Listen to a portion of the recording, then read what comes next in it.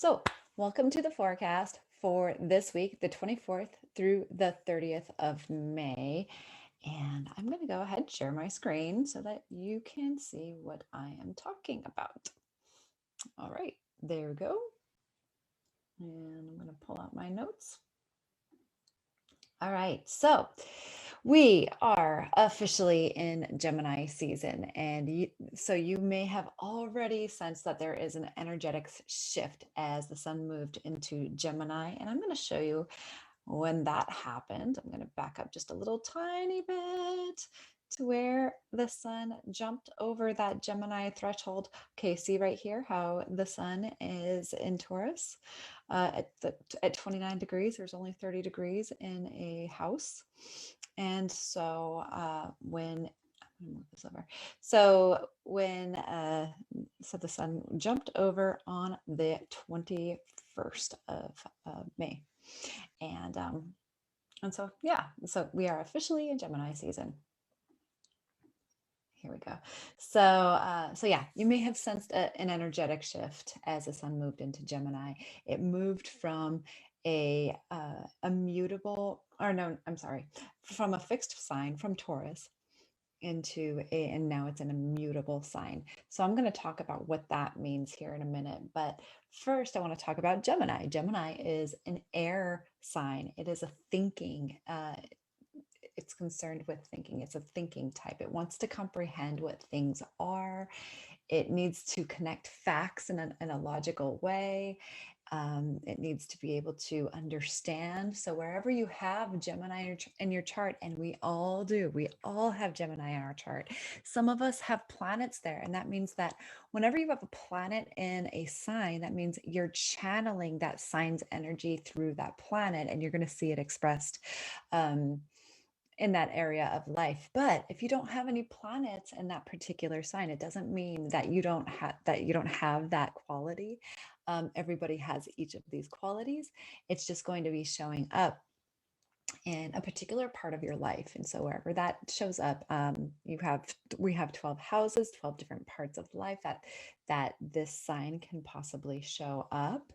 And so wherever Gemini is in your chart is where you're going to be feeling the juice of this. So Gemini is also connected to, and air signs in general are connected to facts in a logical way.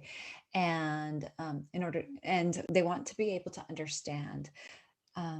This is also where, you might think of things in a more abstract way. The air signs also need to be able to connect with other people to discuss and to communicate. And it's flexible in thought and speech, a lot more flexible. Air signs love to keep things open as well. So Gemini likes to keep things open. Libra likes to keep things open. Aquarius likes to keep things open. They're flexible again, so they're flexible in thought and speech, and they need to be rational and logical to feel secure in the world. They need to be able to understand what is really happening. They need explanations, and they love to be able to explain themselves. And there's also trouble with expressing feelings. So they tend to possibly intellectualize their feelings. So wherever the Gemini is in your chart, you might be noticing that that's where you tend to intellectualize things. Now, Gemini is mutable. And so what that means, and we have a couple of different mutable signs. Pisces is a mutable sign. So of course, Gemini is. Virgo is also mutable, and so is Sagittarius. And these signs, so wherever those signs are, is where you have mutable energy, or not mutable, yes, mutable energy. And this energy it's transitioning. It's transitioning to the following season. So it's kind of like, how in the fall when the leaves start to kick up and just kind of like swirl around. That's what I like to think of mutable energy as. So it's transitioning, it's moving, it's like the wind kicks up and it's like, all right, let's move into a new direction. So these signs need restlessness, they need mobility in order to get things going and move things into the new direction. Whenever I think about this, I think, wow, this is the way of life. It is, life is all about change, and mutable signs are all about change. They recognize that that change is a part of life, whereas fixed signs are more like, you're going to feel that sort of denseness. But mutable is like, let's keep things going. Let's keep it going. And so, yeah, they need restlessness and mobility when there are problems or stressful situations. There's constant movement, literal moving, putting things in places, all that, just kind of like shifting around. When they have big problems, they'll start to rearrange things, or maybe even like start to clean the house or something. And then in hindsight, they have like all of these solutions to problems. But yeah, they love to move. So Gemini, again, is an air sign. It's mutable. It's yang or yang, or however you want to say it. But yeah, it's a yang sign. And so, whereas Taurus was a yin sign, it's earth, earth is yin, air, air is yang. So it's a mutable sign. It needs to think, it needs to understand, it needs to communicate. Thoughts for Geminis kind of are all over the place. They want to be able to move their mind, move things with their mind, and often without direction, but can multitask. And a Gemini mind moves rather quickly. So Gemini and Sagittarius, Gemini is right across from Sagittarius. I want to show this to you right here. So see, this right here, this sign, this is Sagittarius. On the other side, these are the polarities. You have a Gemini.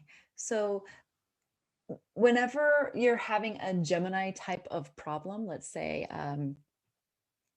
that you're having a difficult time getting really into something in a deep way. Sagittarius loves to get into things that are deep. And so, yeah, so when you're looking to get into something at a much deeper level, then you're going to be working with this polarity. It's an axis, this polarity axis, that it's the axis of information. Gemini collects lots of information and it spreads it in a neutral way, whereas Sagittarius, it tries to synthesize the information. It gathers all of the information that Gemini collects, and it builds a vision, and it wants to spread that vision out. So just notice what parts in your life seem to get activated throughout this season. It'll be an interesting one, especially with the eclipse, because the eclipse is going to be taking place in Sagittarius. So on the 23rd, right now we have, I know that this week's starts with the 24th, but as I'm recording this, Saturn is stationing retrograde in Aquarius. So let's see here. I'm going to point out Aquarius for you. It's right over here. So Saturn is stationing retrograde. We're going to have a couple of planets in retrograde right now. We've also got Pluto in retrograde. So everything's kind of like moving backward. There's kind of a stillness right now when it comes to retrogrades, because in retrograde motion, you'll see that the planet is kind of like moving forward, and then it kind of like sits still for a minute before it starts to appear as though it's moving backward. And again, retrogrades, I've talked about retrogrades before, but it's almost like whenever you have two trains that are traveling at the same speed, and then all of a sudden one of them starts to pick up speed and the other one appears as though it's going backward, that's the effect of retrograde motion. So it's not necessarily that one of them is going backward. It just appears that way because of the orbit of that planet. And it corresponds with some really sort of interesting things. But when it comes to that planet at this point, it can seem as though things are kind of sitting still. So Saturn stationing retrograde in Aquarius it's going to be staying in retrograde motion for 6 weeks. So if you have anything at 13 degrees of a fixed sign, because look, Saturn is at 13 degrees Aquarius. And so if you have anything at 13 degrees in a fixed sign, Leo, Scorpio, Taurus, or Aquarius, then you're going to be feeling, it's possible that you've been feeling pressure and you've been feeling like there's a lot going on. With Saturn going retrograde, then you're going to feel some of that pressure easing up. So you may have been feeling like there's lots to do, not enough time. You need some breathing room. This is going to allow you to get a little bit of breathing room. So it's Saturn pulling back a little bit, and so you can catch your breath. So that's really nice. Throughout the week, I'm going to point out one of the transits. We have this one right here. This is Mercury square to Neptune. And we also have, and it's building up at this point, but we have Mercury and Venus conjunct. You might be feeling this throughout the week. So that's why I'm mentioning it right now, but I'm going to get deeper into it because as we move on through the week, that Venus, Mercury, they move to actually conjoin. They're kind of like almost like sitting on top of each other. It appears, in the sky. If you were to take one of those like sky view apps or whatever, you'd see like they're right on top of each other. And then they're squaring Neptune. That means that they make a 90-degree angle in the sky with Neptune, both of them. So, all right, so as if, I want to point out that at the end of the week, we have Mercury going retrograde. This is going to be on Saturday. So yeah, I was just talking about, it's like, oh my goodness, all this retrograde talk. But yes, Saturn just went retrograde. We've got Mercury that's going retrograde. And I want to talk about when Mercury goes retrograde. It's not necessarily a bad thing. I'll talk more about that in a minute. But what I will say right now at this point is that whenever I will talk about being in retrograde and what that means is that, okay, so I'm going to point this out with my little pointer. Okay, so here's Mercury. Mercury travels along, goes do, do, do, do, do, do. And then I'm going to just move it forward. See here, it's at 24 degrees, 24 degrees. Watch Mercury. It continues to be at 24 degrees. And on this day, on the 29th, is the day that it goes retrograde. Now watch as it just freezes at 24 degrees. It freezes at 24 degrees. And then it starts to move backward. Okay, see? It just went to 23 degrees. And so it's going to continue to sort of move backward in degrees. Do you see that? And then, and it's going to continue, it's going to move backward, all the way until 17, 16. I'm going to continue moving it. All right, here we go. So we went from 16 degrees, Gemini, and then on the 28th, it turns around and it goes into 17 degrees. Okay, so retrograde is, so you saw how Mercury came up to a certain point and then it turned around and it started going backward. It's kind of like whenever Mercury's like it's traveling down the street, it turns around and then whatever ground it already covered, it's going to turn around and it's going to cover that ground again. So it's like, oh, hello. So before Mercury turns around, we count that time or that space, whatever place Mercury passes, whatever, like say the stores. If Mercury were a car and it was driving down the street and it passed Starbucks, we'd be like, hey, you know what? It's also going to pass Starbucks. Not endorsing Starbucks or anything, but hey, it's going to be passing Starbucks when it turns around and comes back. So we're going to count that Starbucks. We're going to pay attention to that Starbucks because we're going to be revisiting that point. That's a retrograde point. So we start counting it before Mercury even goes retrograde. I hope that makes sense. Ask me for clarification if it doesn't. But yeah, so that's what that means. I'm going to go back up. All righty. So that's way into June. And yes, it's going to be going retrograde all the way until the 21st of June. But for now, coming back to the 24th. Okay. So as if Mercury retrograde wasn't flighty enough. um, if you have a tendency to gravitate toward like towards, we have a Mercury square to Neptune. I'm going to point that out. So once again, um, Mercury square to Neptune. So again, this can feel flighty.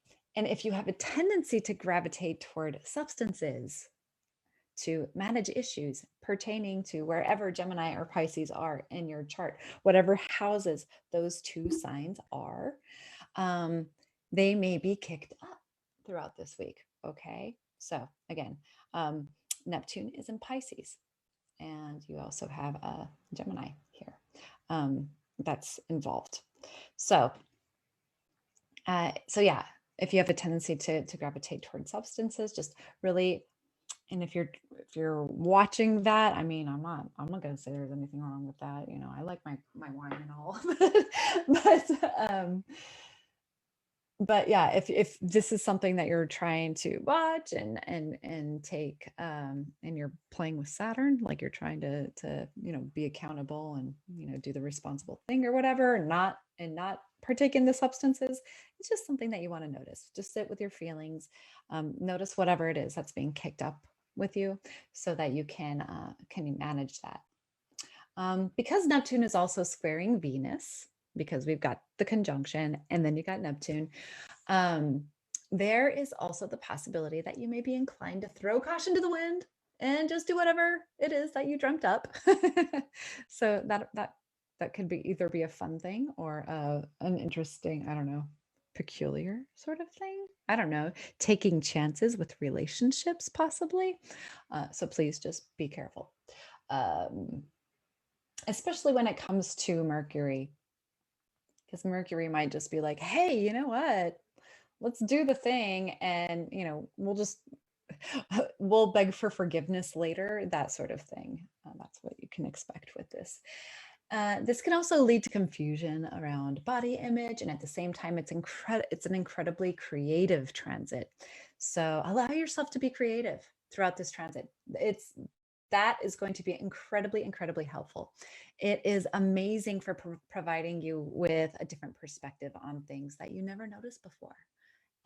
Mercury mythologically can travel between worlds, and we're going to be talking a lot more about that during the live Mercury play shop that I'm going to be doing on this Sunday. So listen up for that. I'll be talking more about that later. But you may find that once you're in a creative state, it's difficult to jerk yourself out of it, or you have a difficult time getting your head back into the game, into what you're supposed to be doing. I know I'm having a hard time doing that when it comes to work lately. So meanwhile, Venus is also squared to Neptune, and it can lead to unrealistic expectations, particularly in the romance department. So if you're a poet or if you write, use the juice from this conjunction square with Neptune. Keep a journal. You may find that your ideas are all over the place. Hello. It's Gemini season and it's creative. And creative folks already have a difficult time nailing things down. I know what that's like. You've got creative ideas kind of like springing up all over the place. And it's like, oh my goodness. So you want to harness them somehow. Keep a journal. That's my best friend. Journals are my best friends. I have like 5. Hello. Jupiter and Gemini. But yeah, so if you have a journal, use your journal. You can keep notes on your phone, voice memos, all of that stuff. And it's always when I'm driving too that these ideas come. Go figure. But keep a journal in your back pocket. Again, also when Venus is squaring Neptune, confusion can come up when it comes to other people. Maybe they don't live up to your expectations. There may be a misunderstanding of some sort. Check your situation. Ask yourself, are my expectations reasonable? Are they idealistic? Are they way too high, or are they way too low? Things that give you pleasure may disappoint you. Maybe that chocolate cake wasn't as delicious as you once believed it was. So on Thursday, there's going to be, just Thursday might be an interesting day, just because of that exact Venus transit. So you might want to avoid doing anything with like any sort of transactions, or I don't know, like any sort of like serious conversation that you have to have with a lover. Just don't do it on that day. Like choose to do it later, a little bit later. Let's see here. So on the 26th, okay, here is the day of the eclipse. We have a full moon in Sagittarius. Ah, do you see it there? That's cute. The full moon is going to be, and the lunar eclipse is going to be at 5 degrees Sagittarius. Here you see it's at 3 degrees, but the moon moves super fast. So this is going to be pretty dramatic. I will tell you that, especially if the moon is your ruling planet. That means if you have Cancer, or if Cancer is on your ascendant, you're going to be especially feeling this. And also, if you happen to have anything at 5 degrees in a mutable sign. So we talked about mutable signs. Do you remember what they were? Again, if you don't remember what they were, it's Sagittarius, Virgo, Gemini, and Pisces. So this is dramatic, and it's going to be very, very early morning in the States. And again, this is on Thursday. It's going to be intense energy. Emotions are going to be stirred up. It can bring up agitation and just stimulation and and what this typically in ancient times, the body, they would consider that the eclipse, it's not anything that you want to do like like ceremony respect. The moon, this time was absolutely sacred, and what they did was they would go in and they would do things for the body, because it was hard on the body. Of course, we're not necessarily that close to our environment these days, because we have lots of things that scramble our connection, but the body may not feel as vibrant as usual. So just don't overdo it. Take it easy throughout this whole week. Don't push it. Give your body some extra rest if you can. This is a great time to do some sort of ritual that involves taking care of your body, since it can be particularly taxing on it. It's also near the South Node, and I know I don't talk a ton about the nodes, but the South Node corresponds with things sort of just waning, kind of like falling out. So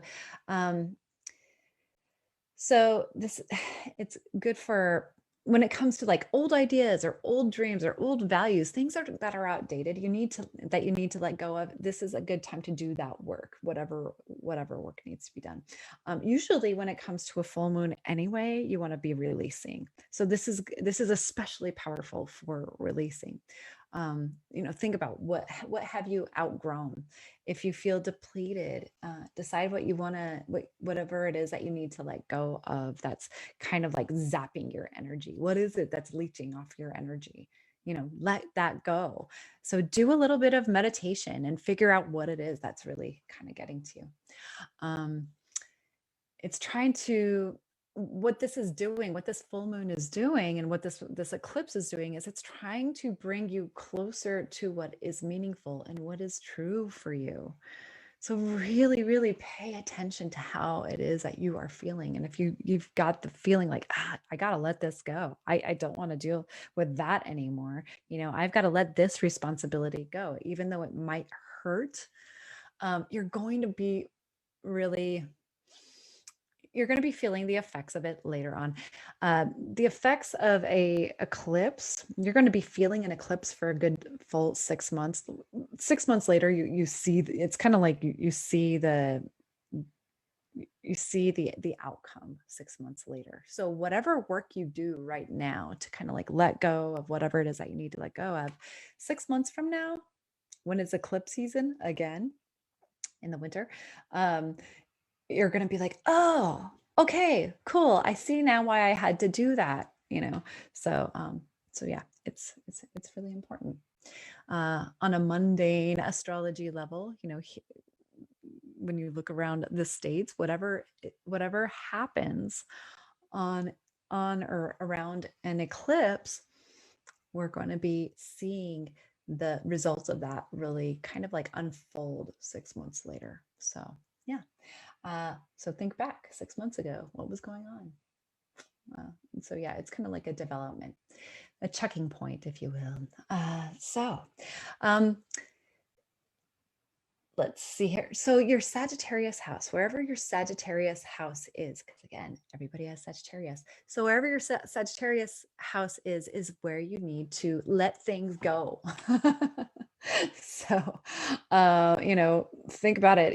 Is it in your money house? Is it in the second house? If it's in your first house, it's going to be all about your appearance or the way you present yourself to the world. Is it in your career house, the 10th house? Or is it in the 11th house, your friend's house? Are there friends that you need to let go? Like, be like, peace out. I don't need you in my life anymore. But yeah, so that's something to pay attention to. But come back to your integrity. What is right? What is the right use of your beliefs? Consider that. And there might be an outburst. So too, because it's a fire sign. But yeah, Sagittarius is very concerned with belief. But yeah, it may get you closer to a philosophical truth or ideology. So next, moving on to the 29th. Here we go. Mercury goes retrograde until June 21st. We're also in Mercury's retrograde, and this is so fitting too because Mercury also rules Gemini, and so we're going to be focusing on Mercury all throughout Gemini season. So that's going to be super fun.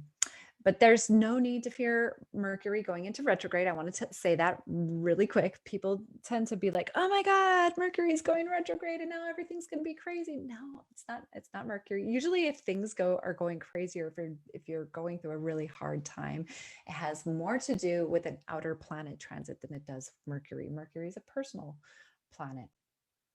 It's a lot more gentle than an outer planet transit. So if you have Mercury transiting, say, Pluto, that's going to be a lot more painful. Anyway, but yeah, so simply follow the rule of Rees and you should be okay. Reassess, review, reflect, slow down, do this. So do this around the 29th. Don't expect quick answers when it comes to a Mercury retrograde.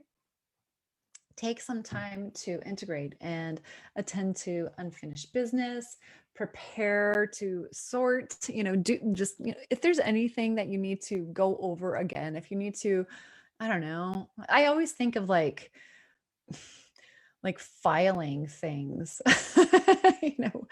That's also true for a void of course moon too, but taking care of things that just unfinished business. That's what you do during a Mercury retrograde. Perfect use of that transit. And because it's in Gemini and it's mutable, this Mercury may be experienced again as flightiness. And if you tend to be a flighty person, hello, yeah, it could be especially real for you. Right now, you might be experiencing some flightiness, some forgetfulness, misplacing things, wondering where in the heck you put your keys. I have lost an insane amount of things this past week. And so, yeah, if you're dealing with that, I feel your pain. At the same time, Venus is coming to give it a hug. This is super sweet, right? Okay, watch it, check it out. So I'm going to back up a little bit where, we've got Venus. Venus kind of is creeping up on Mercury. Mercury again, it's kind of like doing the whole, all right, I'm going to start turning around now. It slows down. And then Venus comes over to give it a hug. Oops, let me back up a little bit here. So Venus is 24 degrees. Oh, Venus 24 degrees and Mercury at 24 degrees. That's a good conjunction right there. So yeah, it's super sweet. This transit, I'd like to think of, brother and sister hanging out, like they just giving each other a big old hug. I miss my brother. Wish I could do that with him. But yeah, it's offering comfort. It's offering support to whatever you might be dealing with when it comes to Mercury. Support. This is support. It's togetherness. It's willing to meet you where you are. Um, so yeah, there's a stillness to this Mercury. So that could be a really, really nice thing. A really nice thing. It's going to allow you to be in a space that can be rather nourishing, because that's Venus's job, is to be nourishing. We know this because we studied Venus last month during Taurus season. It's nourishing, it's comforting, it's lovely.